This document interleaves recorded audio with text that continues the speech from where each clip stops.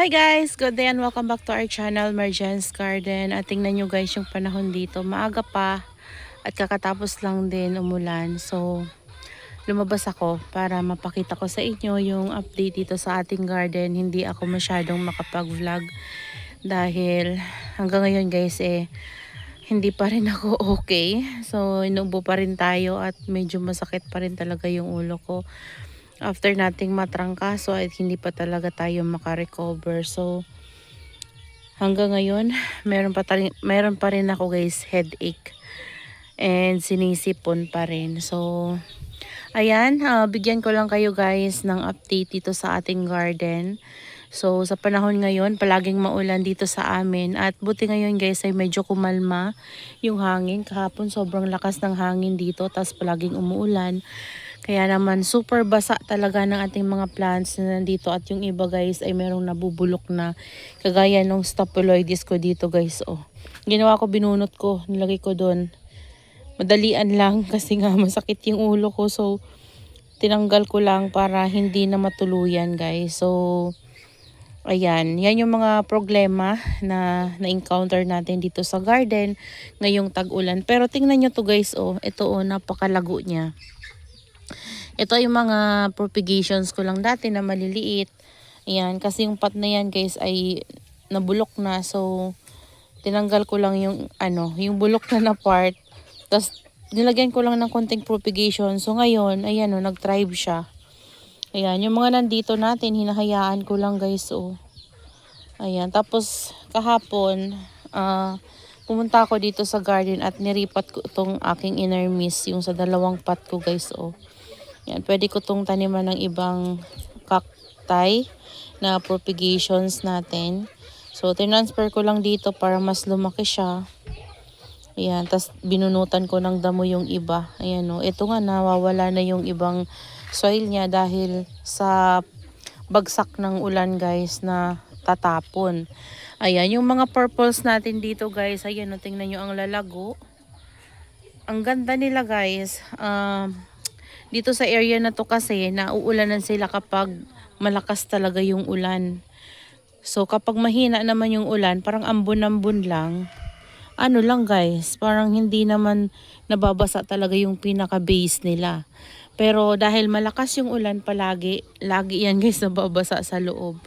At sobrang bigat na ng pot na to, grabe. Kaya medyo mahihirapan ako sa pag nito. Pagripat nito kung bulok na yung pot nila guys. Ayan. Tingnan nyo naman oh. Oh.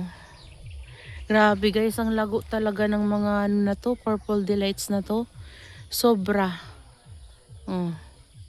Ayan, tapos yung mga nandito natin, ayan, eto guys ay niripat ko na. Ayan, eto niripat ko to guys. Ayan siya. Ayan, niripat ko to dito sa mas bigger na pot para mas lumaki. Ayan. Kasi nung tinanggal ko siya dun sa old pot niya ano na siya guys, crowded na yung niya, yung ugat niya. So punong-puno na talaga. Tapos ito, nilipat ko dito yung ating variegated na lovely rose. Ayan, kasi kahit guys medyo masama talaga yung pakiramdam ko. Hindi ako mapalagay na hindi ko sila dito mapuntahan, hindi ko sila ma-check. Ayan, next natin na iriripat ay this one. Ayan, tatransfer ko to kasi gusto kong guys, masolo lang niya yung pot. Ayan. Kasi ito yung mga pinopropagate ko guys. Ayan, tapos ito yung mga graft natin. Ito may graft ako na hindi naging successful. Pero okay lang, hayaan natin guys. So, dito na area, okay naman sila. Nababasa sila pero okay naman. Ito yung nasira. Di ko alam kung anong nakasira dito. Pusa ata guys. Ayan o. Kalbo pa rin. At hindi pa rin sila okay. Pero ayan, buti naman hindi sila napapano. Ayan, yung mga nandito natin, okay naman sila. Kasi yung mga nandito na to guys ay hindi naman to na babasa. So dito tayo. Ito, papasok ko na to kasi baka magmashi-mashi.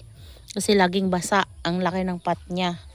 Ayan, dito na area guys, gusto ko lang ipakita sa inyo yung ating ginawang DIY planter sa electric fan.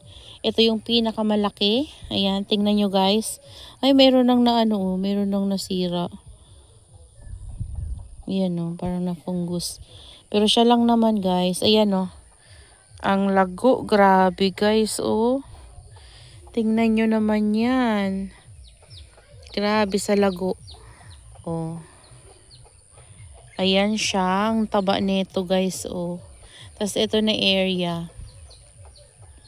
Oh, tingnan nyo. Oh, 'di ba ang ganda? Sobrang ganda. Ayan.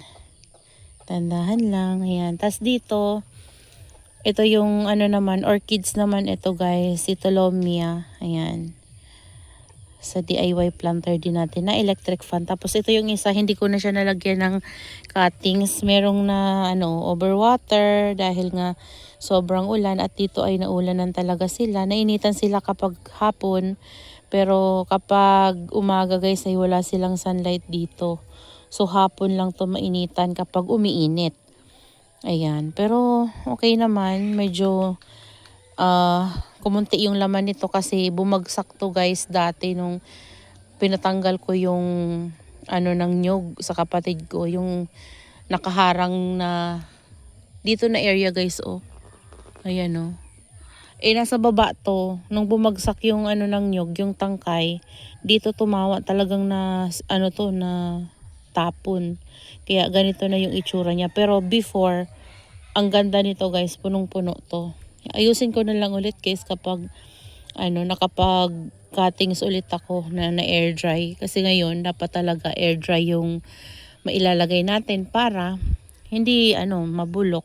So dito na area guys, okay naman yung aking mga plants, and kahapon umikot ako dito at marami ditong mga bugs. So kinakain nila yung flower ng aking orchids.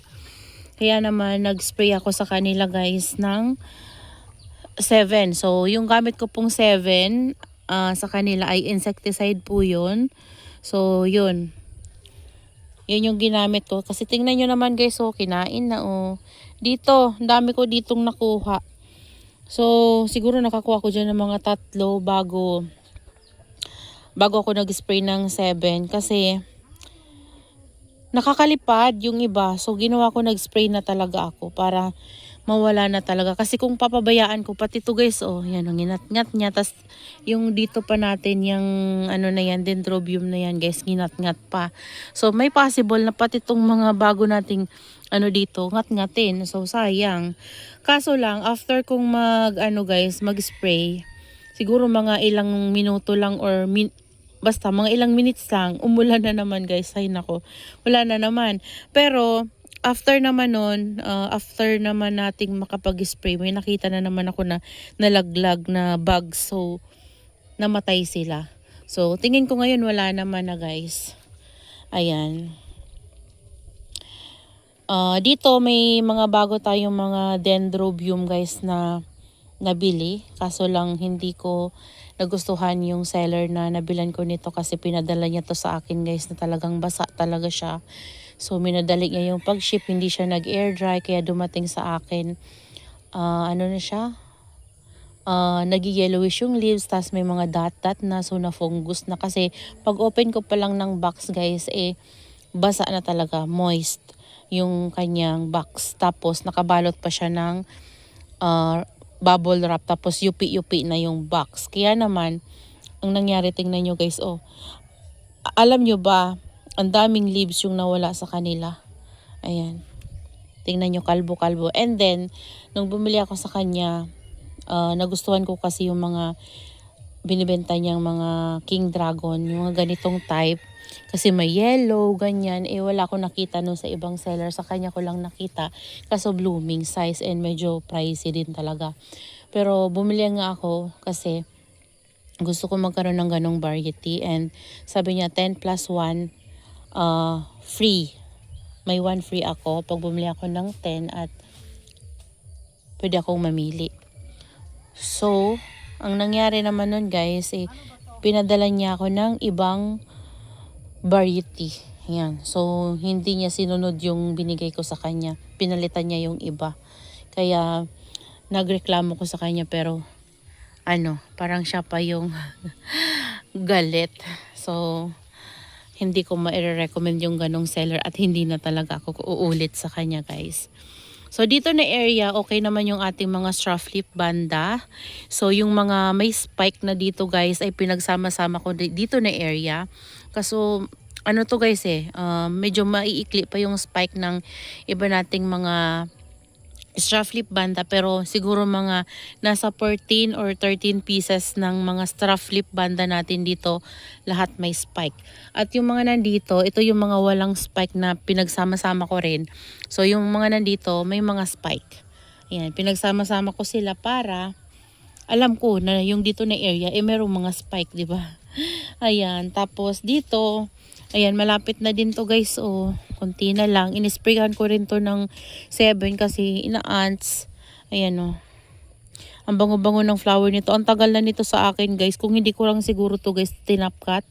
Tinapkat dati. Ang haba-haba na nito. Yan. Pero kung hindi ko naman kasi siya guys tinapkat, wala. Hindi rin naman ako magkakaroon ng propagation sa kanya. Medyo nga lang siya magbigay ng baby. Dalawa lang yung binigay niya ng baby sa akin nung tinapkat ko siya. Another top cut ko wala, hindi siya nagbigay. So, yung unang dalawang baby na binigay niya sa akin, yung isa ay namatay, yung isa naman ay buhay. Nandun sa puno na yun guys yung isa. Ayan. So, ito yung tinapkat ko last time galing dito. Ito ay Renantera din guys. Ayan. Ay, meron na guys. Ayan may pausbong na siya. Sana bigyan niya pa ako ng iba pang babies. Ayan. Kasi ang mahal na talaga guys ng mga Renantera ngayon Tapos yung ko lumalaki na guys Ayan, si Sanderiana hindi to hybrid. Waling-waling daw talaga yan guys. Not sure kung totoo pero makikita natin yan kapag nag-flower sila. Kapag lumaki na talaga. Ayan, eto, transfer ko dito guys. Ito yung mga rare natin na mga Dendrobium, mga Thai species. Ayan, si Gaton Sunray. And then, sino ba yun? Si Gaton Sunray, local siya kasi dito ko lang siya guys nabili sa Davao. So, maliit lang yan dati. Lumaki na nagkaroon na nga ng babies. Ito yung rare natin, si Brown Splash at saka si Ursa Cool. Ito pink yung flower nito at meron na rin siyang spike. Nag-spike na rin siya. Ito may spike na si Brown. So, kaka-recover lang din yan guys. Tinransfer ko sila. Pinagsama-sama ko sa isang pot na yan. Kagaya nito Ayan tinransfer ko sila dito kasi dito mainitan sila ng maayos. Though may net, ayan may net. Para hindi lang sila guys masunog. So, dito ko sila nilagay para mas mamulaklak sila ng maayos. Ayan, kasi mas gusto ng Dendrobium yung yung naiinitan. So, dito meron tayong nag-open na flower. Na-sprayhan ko rin to ng guys, insecticide kasi baka kainin din ng bugs. Ayan orange naman ito. Ayan. Sa ko to nabili, itong mga cuttings to, sa Davao ko to nabili. Mga sa set lang, kaya hindi ko alam talaga yung mga future flower nila. So, kusa na lang lumalabas yung bulaklak nila dyan, guys. Ayan. Tingnan nyo to, ayan yung mga leaves na mga na-fungus. Galing dun sa nabili natin na kasamahan nung nandun natin na napakita ko sa inyo. Ayan yung mga leaves na yan, guys. Ayan tingnan nyo, may mga dot-dot, diba? Yan, tinanggal ko sila galing dito. Ayan kasamahan to guys Diba? Ang daming leaves na nasayang at ang daming leaves na nawala sa kanila. Meron na naman nga Ayan. So, yan. 3 na lang tong nandito na nailagay ko kasi nailipat ko na dun yung iba. So, ito kailangan siguro natin tong tanggalin kasi makakahawa pa yan siya. Mamaya guntingin ko guys. Ayan. So okay naman sila dito guys. Yung iba kong mga dito tinanggal ko. Ayan. Itong mga iba kong mga lacteas kasi nasosobrahan sa ulan at yung iba kinatan ko. At ito nga, kinatan ko na to guys. So, check natin. Okay naman, hindi naman siya lumalambot. So, nilabas ko na siya. Pinadry ko muna yan bago ko siya ulit nilabas dito. At sa susunod, ayusin ko to guys kasi medyo tumatabingi talaga yung patungan ko sa kanila. So, ito yung mga nauulanan talaga dito palagi. Tapos dito, meron ng spike yung ano ko, oh. Charan, ganda nito guys. At ang ganda ng roots niya, oh. Ayan. So, yun lang guys. Ayan, oh, tingnan nyo, parang may ano sa taas. Parang lalabas yung araw pero ayan na area guys, oh. Ayan, oh, yan, araw yan guys. Pero madilim yung langit. Kaya parang wala. Hindi lalabas yung araw ngayon. Tapos ito oh yung ano ko sana hindi siya mapano. Kumakapal na siya guys, oh. Medyo lumiit nga lang sila. Ayan. So, yun lang guys, yung update dito sa ating garden. Ayan. So, buti na lang nga guys, itong mga nagkaroon ng fungus natin ng mga dendrobium, naagapan ko sila. Tinanggal ko yung mga may sakit na dahon, may fungus, tapos ang ginawa ko, inisprayhan ko agad sila guys ng tango para hindi sila magtuloy-tuloy yung fungus. So, effective naman talaga guys. Kaya kung kailangan nyo ng fungicide, maire-recommend ko talaga sa inyo guys yung tango. Yung tango po ay dinidilig sa ating mga plants kasi systemic po siya. So, effective po talaga siya kumpara sa detain. Ayan, kasi gumagamit din ako ng detain pero mas ginagamit ko ngayon ay tango kasi yun talaga yung pinaka-effective na nagamit ko sa lahat ng fungicide. Kasi yung detain hindi gaanong nag-i-effect masyado. So, sa leaves lang kasi yung detain. Ayan, eto oh, may mga ano pa nga sila. Tango yan guys. Ayan oh. Kasi lahat to ay inisprihan ko rin. Tapos, syempre yung 7 din. Yan mga ano yan nila. So, yun lang guys. That's all for today's video. Yan, I hope you enjoy watching. And see you on my next vlog. Happy gardening everyone. Bye.